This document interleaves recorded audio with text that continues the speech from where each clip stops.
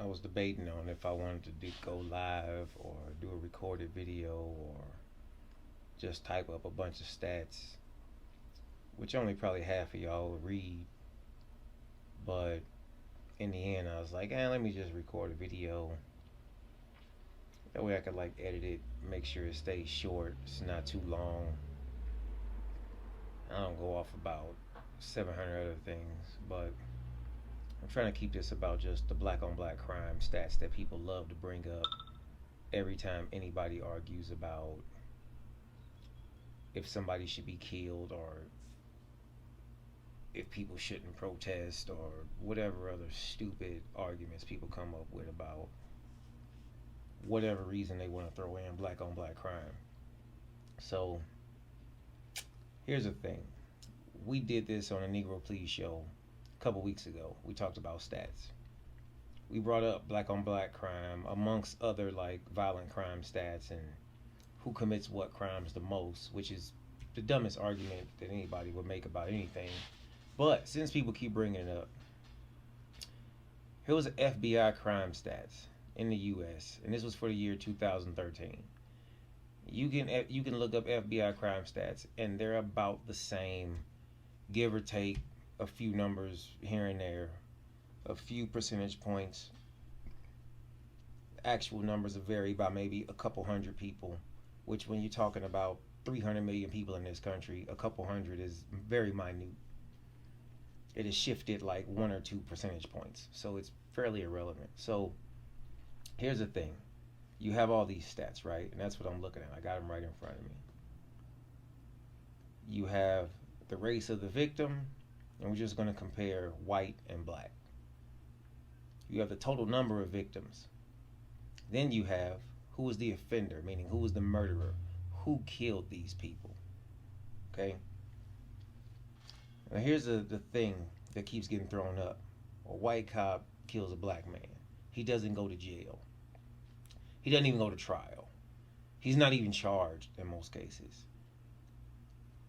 And we're protesting that. We're saying there needs to be accountability. There needs to be justice. You know, a murder happened. We got it on videotape. We all saw it, right? If anybody killed this person, black, white, Hispanic, mixed, whatever, they'd be tried and punished. But because this person had a badge, they weren't. That's the actual issue. People want to turn it into, well, what about gangs? What about black people? What about Chicago? What about this? Like, no, focus on the issue. But since y'all want to bring up black on black crime, I'll bring up these other things in another video. But in black on black crime, here are the numbers. White people killed in total, 3,005 people.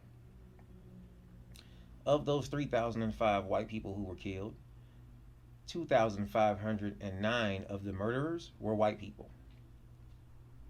Only 409 of the murderers were black people. 49 were other, 38 were unknown, okay?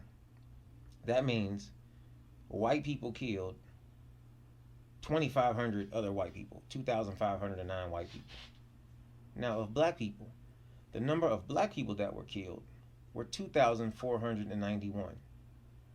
This means that white people killed more people than black people were actually murdered in total, right? The number of white people that killed black people was 189. The number of black people that killed black people was 2,245. So, every time you hear these arguments, especially like people like Candace Owens, right, or anybody on Fox News, they love to bring up the black on black crime percentage because the percentage of black people killed by black people is the highest number, right? But they fail to mention that we have a very low number of actual people, black people in this country, which means our percentage will be higher because there are fewer people, right? But the number of white people who've killed white people is more than the number of black people who kill black people. But they have a lower percentage because there's more white people. So white on white crime is actually a bigger problem than black on black crime, according to the numbers. But these numbers are steady, they fluctuate a little bit, but they're around the same range every year. Why is that?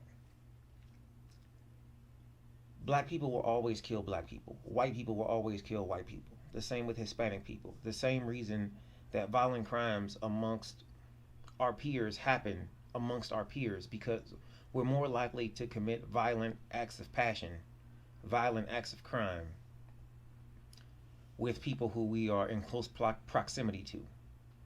White people live in white neighborhoods. Black people live in black neighborhoods. In most neighborhoods, in most cities, we are still very segregated. So these crimes happen with people that we are close to. So unless we can eradicate evil as a whole, people will continue to be murdered. Black people will continue to murder black people. White people will continue to murder white people. The thing that we don't do in the media, though, or we don't do when arguments come up, a white person gets killed and someone is like, oh man, it sucks, you know, this person got killed, why did he get killed? And you never hear people say, well, what about white on white crime? And the reason for that is because back in the 90s, late 80s, early 90s, when gang violence was rampant, so to speak, right? They created this black on black crime stat to try to point out and say, look at how violent and evil and wild and crazy these black people are. They kill each other. Of course, they don't care about us. They kill each other. Look at them. Why should we care about them? They don't care about themselves. If you take away like the gang problems, the drug problems, a lot of these things are systemic problems. You take those away, and even these numbers change. They drop. They go down. Because a lot of the crimes that happen, again, they happen in neighborhoods. Where are gangs? In the neighborhoods. Where are drugs? In the neighborhoods. All these things happen together. So until we can look at all these problems as a whole and realize that we don't have a black violent crime problem or a white violent crime problem, we have a violent crime problem amongst people. That's how this has to be looked at, and that's how it has to be fixed. Since the beginning of time, people have killed each other. Cain killed Abel, right? Brothers in the Bible.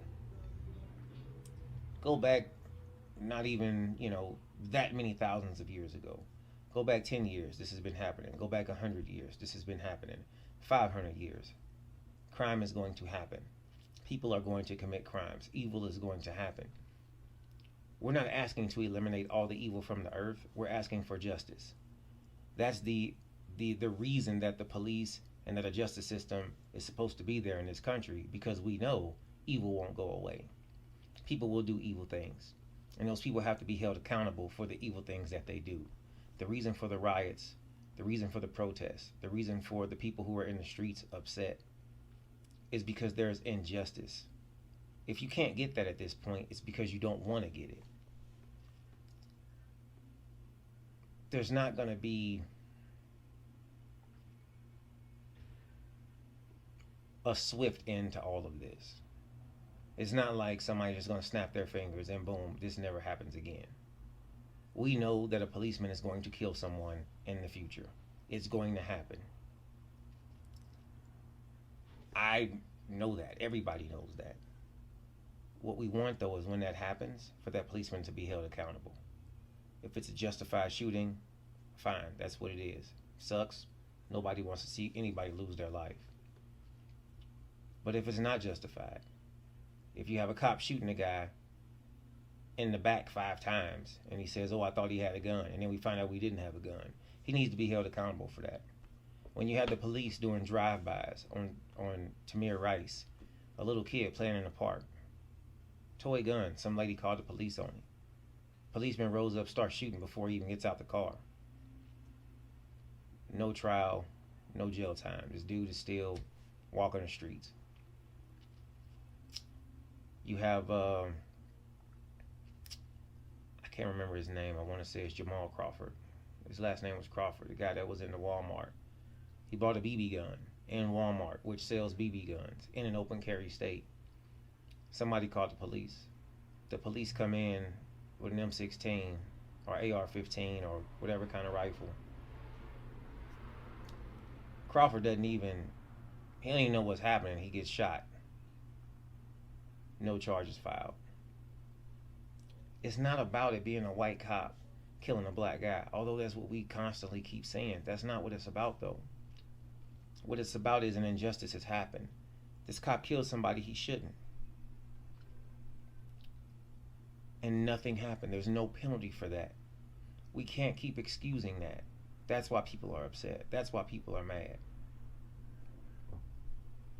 At some point, we have to look at this and go, man, there's a system that needs to be fixed, and a system we can fix.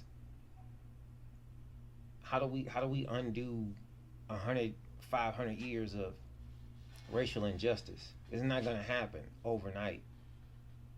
But at the same breath, something has to be done, at least in these situations. We at least have to say, okay, this cop did something wrong. He's going to be punished for that. He's going to be held to the same standard of law that he actually swore to protect. I think that's fair. So we'll argue about something else later, but stop bringing up black on black crime and white on white crime as if us black people are like have to be an absolute perfect people before we can ask for justice, because that's not fair to black people or any people to say that all 12 million black people can't do anything wrong before they can ask for justice. No ethnic group of people is capable of that on any scale. So open up your heart to somebody, man. Listen. Try to understand why people are upset instead of trying to tell people that they shouldn't be upset because people that look like them do bad things to people. It's ridiculous.